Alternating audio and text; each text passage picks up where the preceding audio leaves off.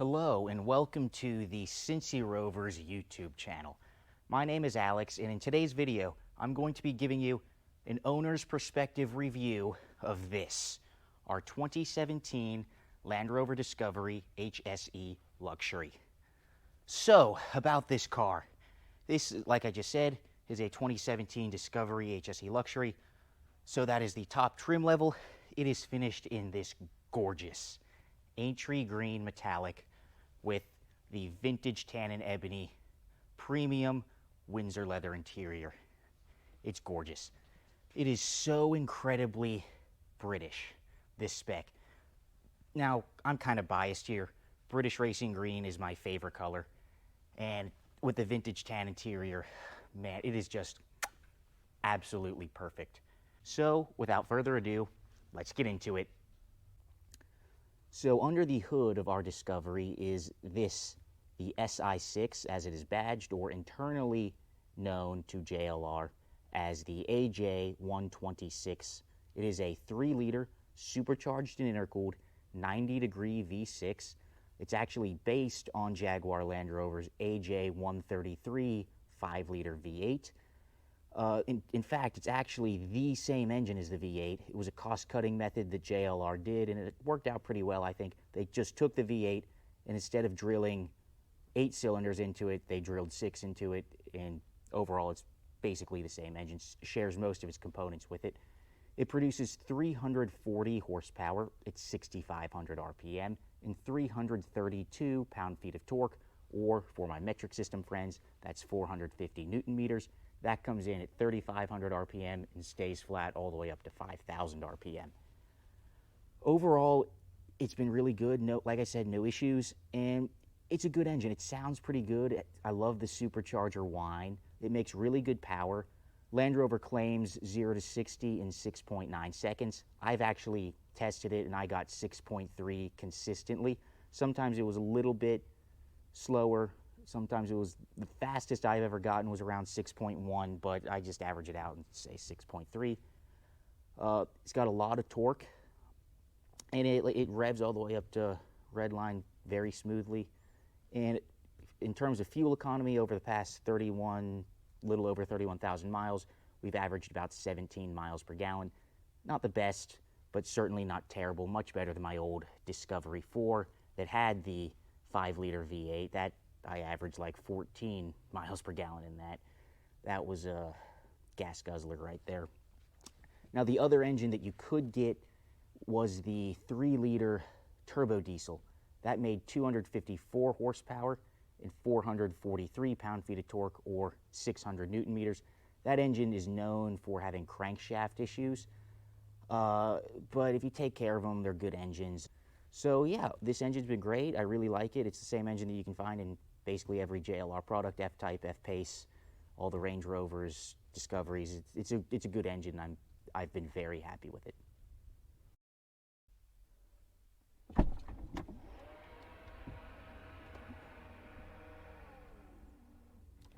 Now, one of the greatest things about the Discovery is, without a doubt, its cargo space.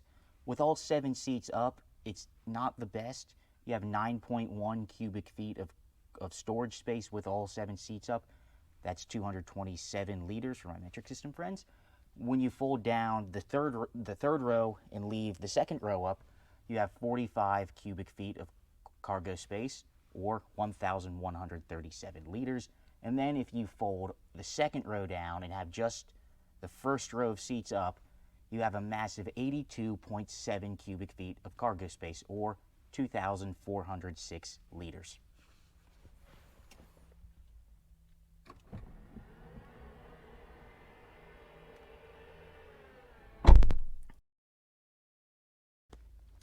One of the things that makes a Discovery would be a split tailgate. Now, the Discovery 3 and Discovery 4 had a split tailgate. One half went up, the other half went down. I loved that. It was one of my favorite features on my Discovery 4. You just open up the top, throw whatever you needed back there, and you could fold the other one down. It was great for tailgate parties, high school football games, and all that. It was the ultimate tailgate car, although that might be different now, considering the Ford Mach-E. You can fill up the front trunk with ice, and you can serve shrimp cocktail. And also Hyundai Santa Cruz, joke of a pickup truck, also has a thing similar in the bed, and there's drain holes so you can just drain all the water out. However, Disco 4 was still one of the best in my opinion, and they tried to recreate that with this. This is a powered inner tailgate. It can support, I believe, 600 pounds maybe? It can, all right, doesn't matter. It can support a lot of weight. You can have two people here, and you can use it for, watching tennis or polo or whatever equestrian stuff Discovery owners do. I don't know. Actually, I probably should know considering that we own a Discovery, but we'll gloss over that. It is a nice feature. You can just press this button right here, and it goes right up. And also, we put it back down and close the tailgate, it all goes as one. So that is the powered inner tailgate on a 2017 Land Rover Discovery. So our Discovery has, as you can see, the towing package. So this gives you the tow hitch on the back, also with electrical connections. And with the supercharged V6, it is rated to tow 8,201 pounds, or 3,700 kilograms. In Europe, it's limited to 3,500 kilograms, which is the max that you can legally tow there.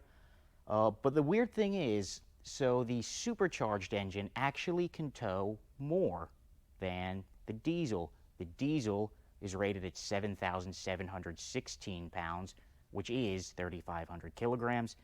And the reason they say that is because of the extra weight that the diesel has over the supercharged engine.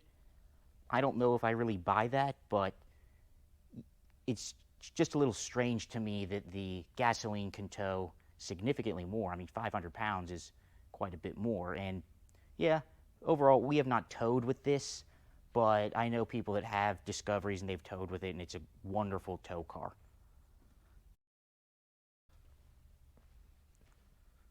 So now I'm going to give you some exterior dimensions on the Discovery. So the wheelbase is 115.1 inches. Again, for my metric system friends, that is 2,923 millimeters. The length overall is 195.7 inches, or 4,970 millimeters. And the width, including the mirrors, is 81.6 inches, or 2,073 millimeters. Overall, here in the U.S., it's not a huge car. It's certainly not a small car, but it's not like a real, full-size SUV like a Suburban or a Tahoe or anything GM, Ford, full-size truck-based body-on-frame SUVs. But for Europe, every time I've been to the UK and I saw these, or actually only the second time I went to the UK I saw these, because the first time I went, this was not in production. It's pretty big for UK roads, and everywhere else in Europe where I've seen these, just Europe, their roads are a lot smaller than ours, and it's definitely a lot harder to drive a vehicle this size in Europe, but it's still manageable. It's not excessively big, but overall I think it's a really good size vehicle, and especially with 7 seats, or 7 full-size seats, it's pretty good for the size.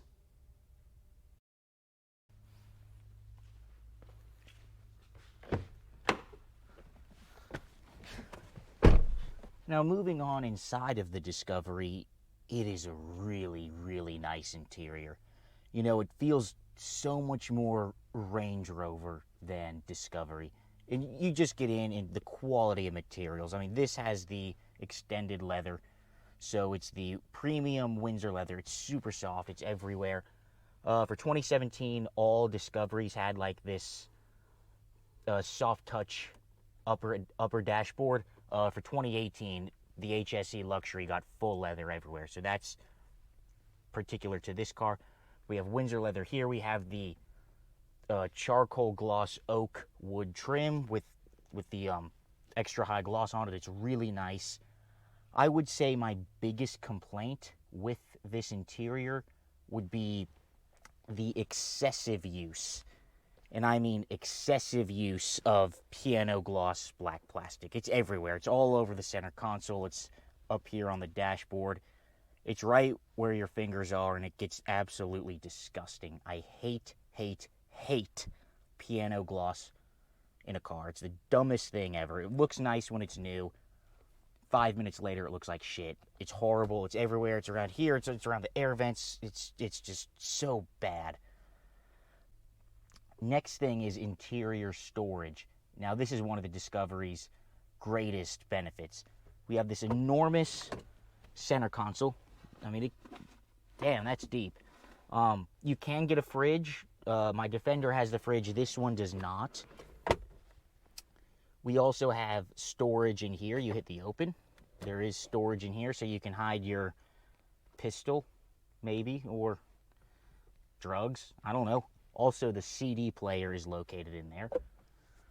So we have 2 cup holders here, also a Red Bull cup holder, as I call it, in the middle, and then you can slide it even forward, and there's more storage in here, as well as a USB port in there as well.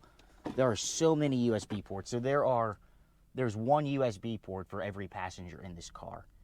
It's really good. Also storage, upper glove box and lower glove box as well. So the Discovery has Land Rover's old In-Control Touch Pro infotainment system. I'm not going to go over it that much because, honestly, it sucks. It's not the easiest to use. It's not very intuitive. It's very slow to respond at some points, but it kind of has everything you need. Cameras everywhere. 360 camera.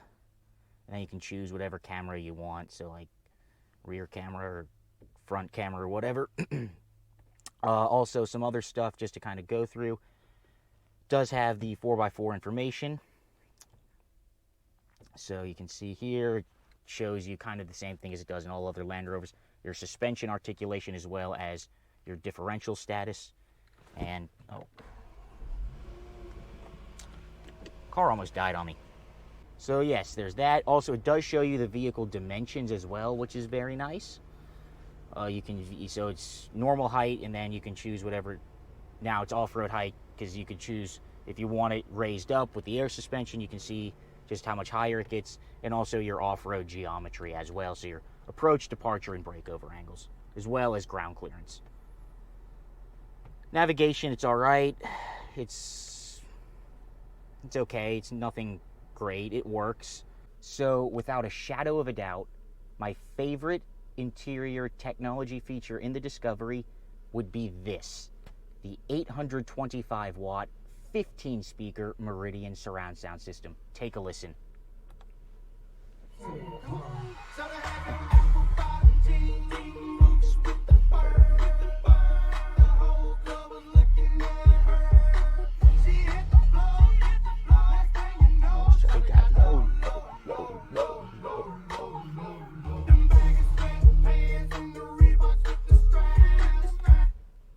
Anyway, with the 825 watt Meridian sound system, there are different surround settings. If it loads, you can see here just a classic example why it is not very good. Oh, for the love, maybe I need to go. All right, so here we go with the sound settings. So there's stereo, which is no surround.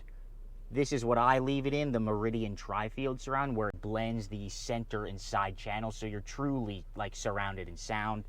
You also have Dolby Pro Logic 2X, so you get a little bit more bass with that. It's kind of like a movie theater type or a home cinema type surround sound system. So you do get the center channel, and then you have DTS Neo 6, which is more of your standard like surround sound. But I leave it in the Meridian, and it is truly just one of the best audio systems I've ever heard in a car, regardless of price.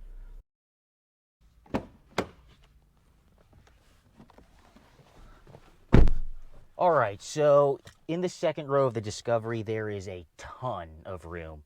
So I have the driver's seat where I sit, and I have a good 6 inches or so of knee room. And then headroom, I've got, Jesus Christ, a lot. A lot. Sunroof does give you a little bit more. Here, in between the 2 sunroofs, you do lose a little bit of headroom, but overall, it's really good. Now, these back seats are not the most comfortable. They're very flat. So on long trips, your ass goes numb. And even though they're the nicest leather a little bit more seat foam would be nice, and a little bit more back support would be nice as well. So now, let's go into the third row. So one of the genius features in the Discovery would be the remote intelligent seat fold package. Mine is equipped with it, and what it allows for you to do is you can fold or unfold the seats via the touchscreen or through the Land Rover In Control app that you can download onto your phone. So check this out.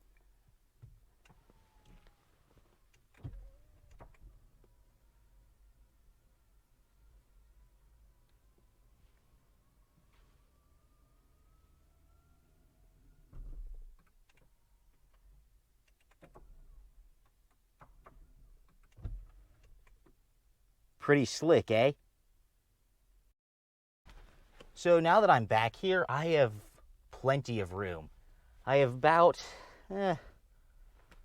5 inches or so of headroom, and I've got about another 5-6 inches of knee room back here. I'm 5'9", and this is designed to fit people like 6'2" and under comfortably in the third row. And amenities are not bad. There are USB ports in here. There's a little bit of storage.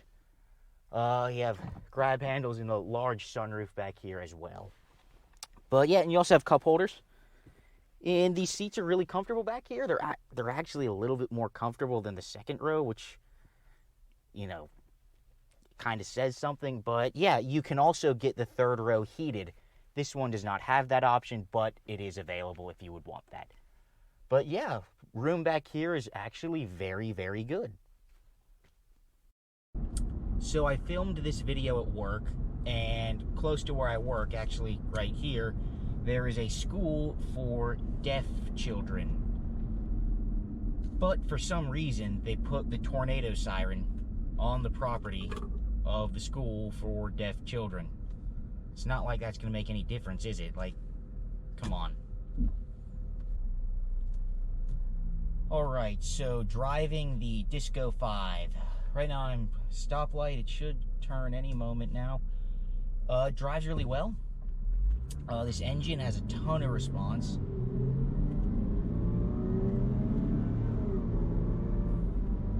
It's a good engine. It makes, like I said, 340 horsepower, 332 pound-feet of torque, 3-liter supercharged V6. It's mated to a ZF 8-speed automatic transmission. Really, I mean, let's be real here. There is no such thing as a poorly tuned ZF 8-speed. Every ZF 8-speed automatic is tuned really good. Some are maybe not as good as others, but there's no ZF 8-speed that's poorly tuned.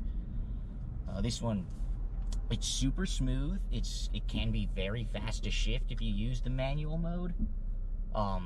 But yeah, it's classic ZF 8-speed automatic gearbox. Ride quality is very good. This one is on air suspension, so it's pretty soft. I'd say it's softer than my Defender. It was also softer than my Disco 4, but it's obviously not as soft as a full-size Range Rover. But it's tuned very well. I mean, off-road, this thing is amazing. It has up to, I think, 11.3 inches of ground clearance with the air suspension. This one has the 2-speed transfer case. Every Discovery that has 7 seats gets the 2-speed transfer case. 5-seat models come with a single-speed transfer case, but you can get the 2-speed on the 5-seat as an option. Now, I know for 21, they updated it with a 4-cylinder, the P300. It's only single speed no matter what if you get 7 seats or 5 seats. But yeah, now that we're getting on to the interstate, it's really good. These front seats are much more comfortable than the rear ones, but they're not the most comfortable. There's so many adjustments. I believe they are 16 or 18 way power adjustable. They even have power side bolsters. But yeah, so I'll need to pass this guy up here.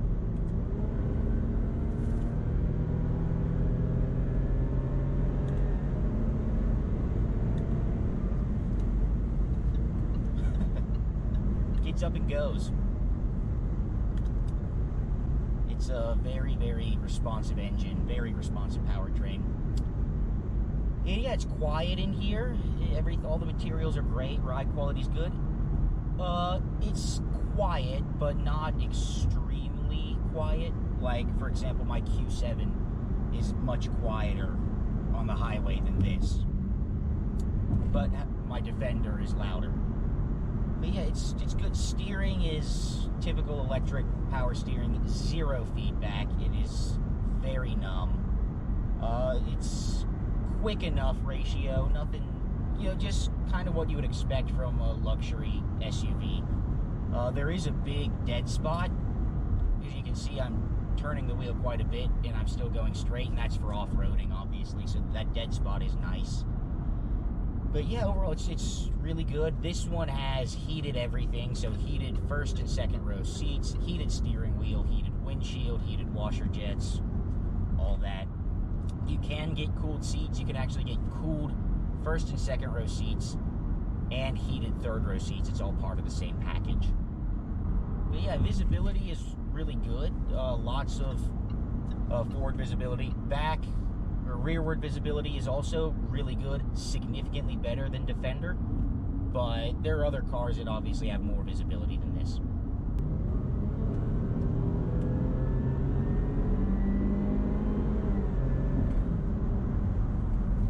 It is probably the ultimate family SUV. Children can charge all their devices and not talk to each other. It's super comfortable. It's luxurious. It's got decent tech. Obviously, for 2021 and now 2022 model year, they did the facelift for the Disco 5, and it has the Pivi Pro infotainment that's in my Defender, and it's so much better. I know also for 2021 that facelift, they did change the back seat, so it's a different seat cushion, which is very much welcome. But yeah, other than that, just some minor stuff. It now gets the 6-cylinder mild hybrid. You can get the 4-cylinder turbo, and they kind of slimmed down on the trim level. So there's S, SE, and HSE, and then there's R dynamic variants as well.